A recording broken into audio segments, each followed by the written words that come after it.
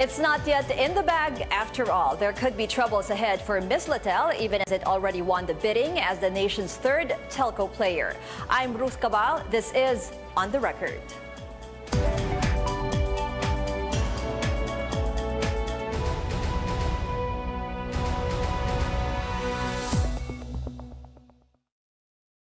Regulators have named the country's third telecommunications company. But senators reviewing the deal want to make sure the winning consortium has a valid franchise to operate. At stake is the franchise of Mindanao Islamic Telephone Company, or Mislatel. Mislatel is part of the consortium. It obtained a congressional franchise in 1998, but the company never operated. The consortium is required to have a valid franchise to qualify as third telco. But Senate Minority Leader Franklin Drilon has repeatedly pointed out Mislatel's franchise is deemed revoked since the company violated its terms. First, Mislatel failed to operate within a year after getting its franchise in 1998. And second, it did not get congressional approval when its owner transferred the franchise to the consortium. Drilon says Mislatel's franchise should be able to withstand legal challenge. We are raising these issues because we are concerned that a competitor of Mislatel will certainly raise these issues in court, and we do not want that to happen. Mislatel has always said it has a valid franchise, and that franchise can only be revoked through a court petition questioning its authority to operate, or if Congress revokes the franchise. Both did not happen. The Office of the Solicitor General shares the position. The proper remedy, Your Honor, would be through a quo warranto proceedings. We believe is the appropriate remedy, considering that there are actually factual issues that ought to be threshed out. For Senator Mig Zubiri, the Senate should be able to find ways to improve communication and internet problems facing consumers. We could correct these deficiencies by allowing the Senate to grant them the ownership transfer, and then they can move on and do their work and give the people the internet service and the cell phone service that we truly need. We want to help, but certainly these legal issues must be resolved to provide stability. If we do not examine all of this and provide a solution, masasabit ito pagdating ng panahon, and we're back to square one. To clear the air, Senate Public Services Committee Chairperson Grace Poe says she is looking into the possibility of the Senate curing the defects of and questions on the legality of Mislatel's franchise. Pinipresenta ko, kung ito papayagan ng Senado dahil sa tingin natin emergency na kailangan natin ng serbisyong ganyan, bigay natin. Makaka-operate sila, pero pag kwenisyon ng korte, biglang matitigil sila. Poe reminds the consortium of the big risk. If the court nullifies the franchise, Mislatel will no longer recover the more than 25 billion peso performance bond it paid the government. The Senate panel will also decide on the resolution, allowing the transfer of Mislatel's ownership and franchise to the consortium led by Davao City-based businessman Dennis Uy. Joyce Ila, CNN Philippines. Joining us in this episode, we have Adel Tamano, Mislatel spokesperson, Information and Communications Technology Acting Secretary Eliseo Reo, and Pierre Tito Galia, co-founder of democracy.net.ph, a social media advocacy group. Good evening, gentlemen. Good evening, Ruth. First question muna for Secretary Reo. Bakit po hindi nakita yung possible questions daw doon sa franchise ng Mislatel during the selection process? Yes, actually we cleared that yesterday during the Senate hearing. First of all, the only qualified with complete document was Mislatel, no? So they were awarded the provisional new player. Then it took NTC 1 month to really go over all the documents, no, line by line. And one of those documents is their franchise. No? And of course, we saw the ipso facto revocations there, and that they were not able to comply with. What we did was to write a letter to the Congress. Here is asking Congress if this franchise is still valid. No? And the answer that we got is that Congress has no record of its revocation. So we cannot assume that it is revoked. No? we have to presume regularity here. No? Just like a policeman who maybe saw a murder scene, the body and somebody holding a gun, all the evidence point that he is the murderer, but the policeman cannot assume that he is guilty, no? So that is our predicament then. And when the letter that as per record there is no revocation, then that's the time we gave the new major player award to Mislatel, no? But after that, there is still a 90 days post-qual period, and all of these are part of that 90 days, no? Which will end around February 17. Yes. On the part of Mislatel naman, so you maintain, of course, that it is a valid franchise. Because there's no question about it. Just three quick things. Number one, all these issues have already been raised in the lower house about violations of the franchise, etc. And the lower house, and please take note that franchises are bills of local application. They emanate from the lower house. They said it's a valid franchise. That's why it's been sent to the Senate for concurrent resolution. So that's the first point. All these issues have already been ventilated, and the lower house has deemed the franchise valid. Number two, there has been no quo warranto proceeding that's been filed. That's a fact. Nothing to argue about that. And number three, there has been no joint resolution revoking the franchise. Also a fact. So, you know, many legal opinions have been given, but these factual things, they cannot be contested. Pero yung sinasabi ng in terms of yung operations, hindi talaga nakapag-operate, and then yung transfer of ownership. Sorry to jump in. Again, that's a misunderstanding of the facts. First, there was an admission during the Senate hearing by Nick Escalante, the president of Mislatel, that they did not operate a year after. What they didn't know was that this issue had already been ventilated in the NTC, because when they applied for a provisional authority to do VSAT operations, their lawyer testified that they were not able to operate because of force majeure, because of the peace and order situation in Maguindanao at that time. And the NTC, which is the administrative body that is, has the jurisdiction to rule on these things, said, okay, that is a valid reason for not being able to operate. And so they were actually given a provisional authority. So even these things, factually may sagot dyan. The ownership, kasi yung, di ba, yung Section 15, that you shall not lease or transfer without without prior approval of Congress. May ganong clause doon. There is a clause there, but again, another factual misunderstanding of perhaps some people is that if you read Section 15, there is no ipso facto clause there. Based on that? No, if you read it, because there's an argument, if you violate the terms of a franchise, ipso facto revoke na yung franchise. But for this one, wala. That's in Section 7. And I raise this point because it's very important. If the argument is, anytime you violate any term of your franchise, then your franchise is ipso facto revoked. The truth is, all telco franchises will be deemed ipso facto revoked.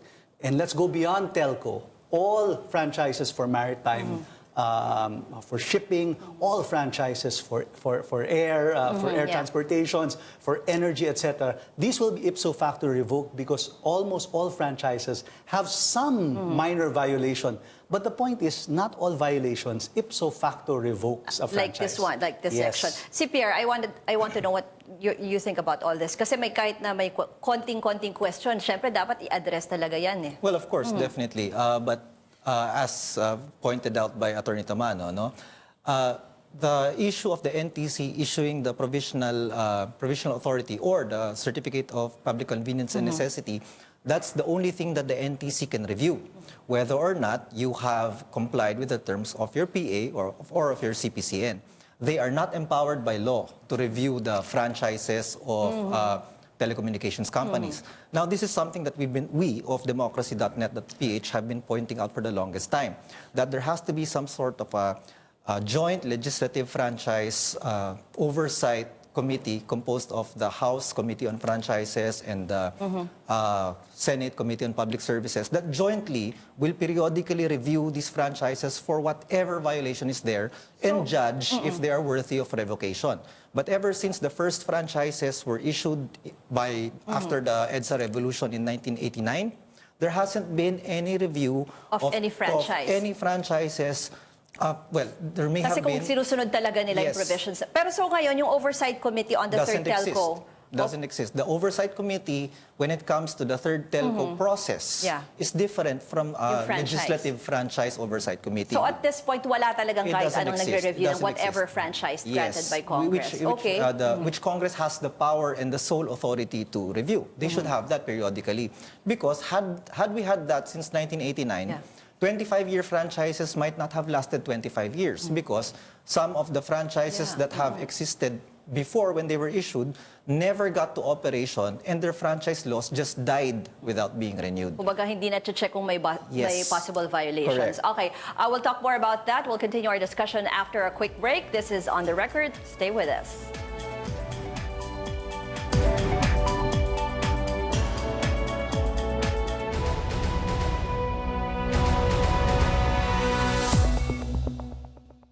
Welcome back to On the Record. We're talking about the third telco player. So I want to ask you, gentlemen, who will resolve this issue on the validity of the franchise? Absolutely the Senate. The legislature has the sole power and authority over the granting, review, and revocation of franchises, particularly for telecommunications, as Attorney Tamano mentioned, energy, air transport, maritime transport. It's only land transport where the LTFRB has been delegated the authority over franchises of buses and taxis and whatnot. So, for purposes of telecommunications franchises, for Mislatel's franchises, it will be up to the Senate to decide on or before February 7th. And if I may add, Ruth, if Congress will cure Yes. Mislatel's franchise, it will in fact cure the whole telecommunication industry, no? And therefore, change of ownership and things like that, that can now be questioned because of that provision that Congress must approve, no? Has been well, violated.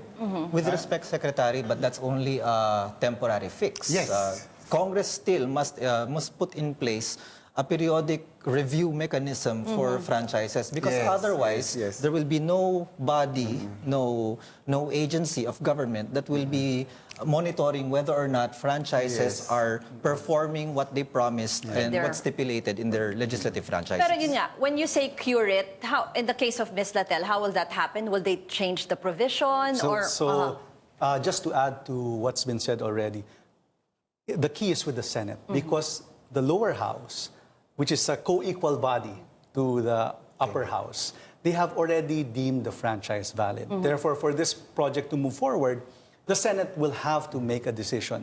Now, my, let's say just a different point of view is that you cannot impose on the Senate that you have to make a decision by a certain date because it is in the separation of powers and co-equal branch from the executive, the executive cannot put a timeline on them. But the Senate of course has an internal timeline. No, February, their session day Yes. ends on February before 7th. before they and then take a break they'll be for on the recess elections. all the Yeah. way until May. Yes. That's right. And then your deadline is on February 17th. But Senator Escudero has already made that very clear. And really, out of respect for the separation of powers, the NTC, which is a mere agency of the executive branch, cannot tell Congress, oh, you have to finish by such and such a time. The point that I wanted to raise is really that the key to this is really the Senate approval. And again, let's be very clear, there has already been approval in the lower Yes. house on this. And all these issues... Lumabas na lang sa Senate. Sa Senate.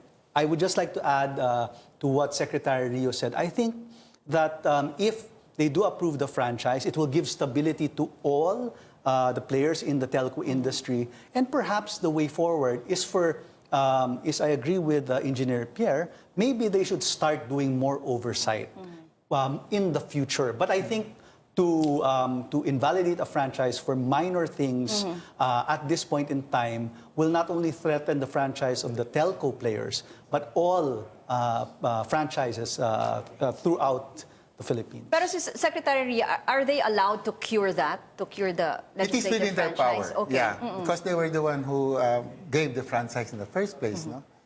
Just like they can amend laws and they can put some, amnesty and things like that. They can really cure it, the franchise itself. No? Yes, it's within the plenary power of Congress to whether to amend or even to extend the franchise. So it's within their power. There's no violation of law if that's done. That is perfectly within the power of Congress. Pero another thing, Secretary Rio, na na-bring up dun sa hearing yung alleged allegations of cronyism daw dahil yung closeness of Dennis Uy, and he admitted that he's Yes. close to President Duterte and even Bongo. Maybe can I get you to answer that? Or is it Unahin ko muna self-serving? si Secretary Rio. Sige po. Yung selection process kasi. Yes, we have been telling na during the bidding day itself, what we look at are documents, whether the documents are there or not. If they are not there, then disqualified, no? PTNT did not have the certification for 10 years, no? Sears has it, Mislatel has it. Sears did not have the 700 million participation fund.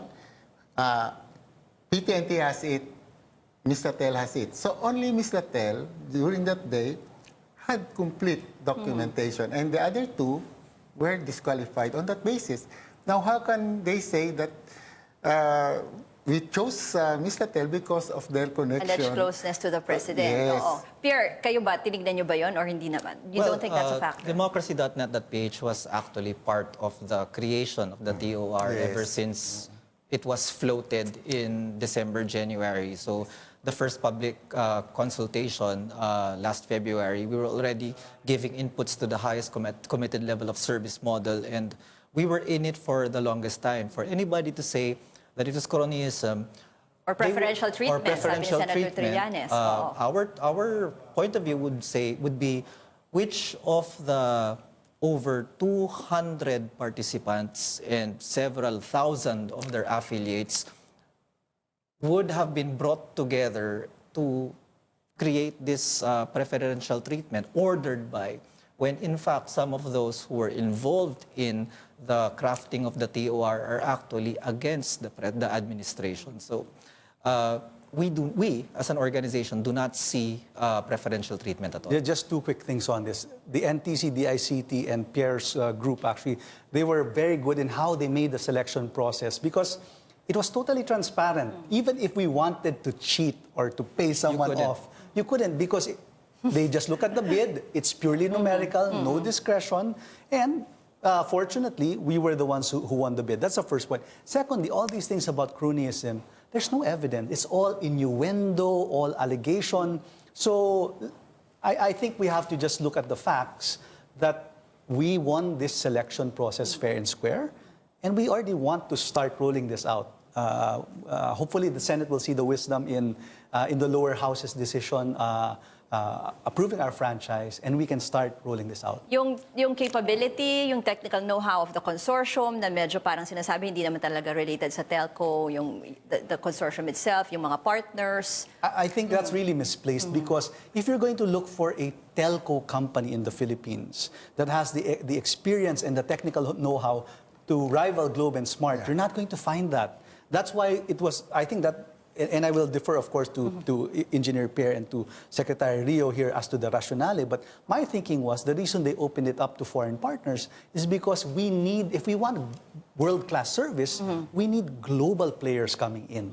And that's why, and that's why we have Chinatel with us, who is really one of the global players. But from a perspective of technical capability, we know that from their track record, they may perhaps have technical capability, but the commitments that they made were actually not quite high enough. Nakukulangan ka pa. Nakukulangan kami. It's only 84%. 16% of the country will still not be covered in 5 years. And that's fairly disappointing. Even the 250 billion pesos over 5 years, it kulang pa doesn't yun. matter. The money is not the issue. When we were crafting the highest committed level of service, we were talking about coverage and speed of as many Filipinos as much as possible. So 84% over 5 years and 55 Mbps, we will merely be at par with our neighbors at the present. So maiiwanan na tayo in 5 years. Maiiwan pa rin tayo. Okay, Can I yeah, just- we'll go back to you guys emphasize after, it, sir. just Oh. Ruth, Okay. Globe and Smart are the dominant players now because they have 40% foreign partners, no? Okay. So, kung baga sa basketball, they have already mga imports. The one that will compete with them must have also the same partners with foreign companies. Yeah, other countries. Okay, sir. Tuloy natin yung ating discussion. We'll take just a short break. On the record, we'll be right back.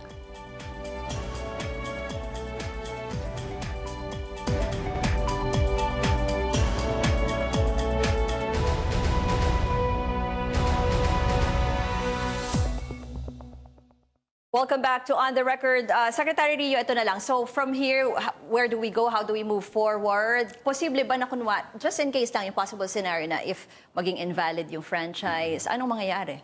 If that will be the final decision of the Senate, if they Congress, don't no? approve, yeah. Then we have to follow it.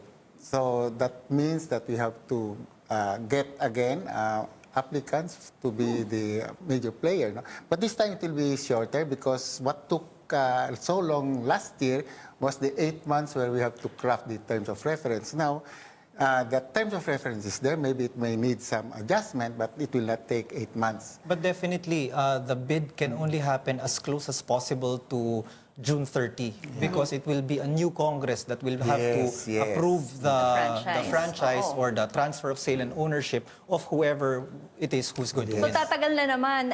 Yung promise of cheaper, faster telco service sa Yes, sa mga Pilipino, these sir. are, of course, now, only Congress can really resolve this. No?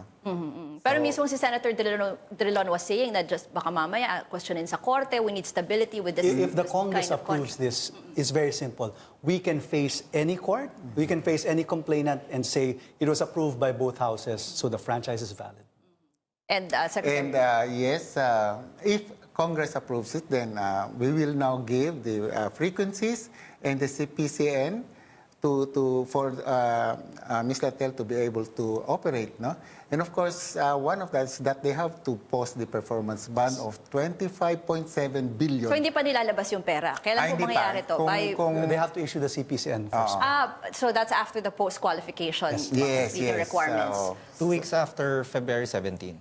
But if it stands scrutiny, when do we expect the new SIM cards of Mislatel to come out? When do you I start think, operating? you can say, Well, yeah, we took a look at their bid documents when it first came out, and we are kind of disappointed because the start in year 1 will be NCR, Calabarzon, and Davao. So again, it's nothing innovative. It's Sana yung areas na mas focus talaga. where it's highly urbanized and like that. So it's really no different from the dominant two But when do you The start reason- operating? Well, hopefully before a year after the issuance of the CPCN, because we have to put our network first, because we want to give good service so that we won't have the same complaints. That's why it'll take a little bit of time. I'm sorry, Engineer Pierre, but what we promise, it will be much better service than what we have now. And cheaper. And of course, cheaper for the too. Filipinos. Okay, thank you very much to our guests. Thank you, Information and Communications Technology Acting Secretary Eliseo Reo, and Mislatel spokesperson Adel Tamano, and democracynet.ph co-founder Pierre Tito Galia. And that's On the Record this week. Thanks for watching. I'm Ruth Cabal.